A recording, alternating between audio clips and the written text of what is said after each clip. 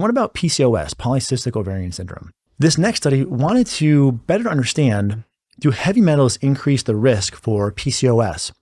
Observational data, 370 women with PCOS, 440 healthy controls, all tested for heavy metals in the blood.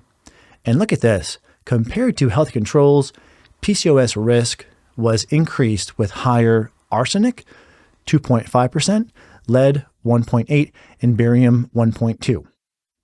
So, something to consider if you have PCOS. One caveat is some labs are using somewhat arbitrarily determined reference ranges for what's normal and what's abnormal. We are using CDC guidelines at the clinic, and a big thank you to Dr. Joe Mather for doing the hard work of pulling out all those numbers for our clinical team so as to not have to use the reference ranges that have been put forth by some of the labs, which may be more so from a small in-house study that some of these labs have done.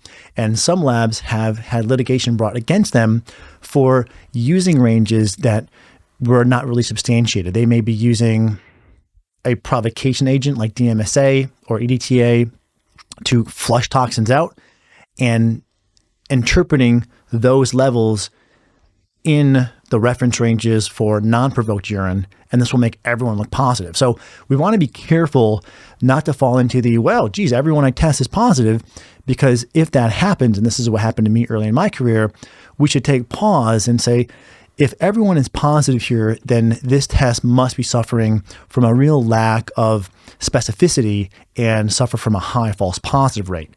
I don't believe that was the case here, and it's really important that you as a healthcare consumer make sure your clinician is going to be cautious, again, because unfortunately with sort of functional and integrative healthcare lab testing, oftentimes the progressive ranges haven't been fully flushed out, and it can lead to nearly everyone coming back positive, and then everyone gets treatment, and then guess what? The response rate to that treatment becomes very, very low.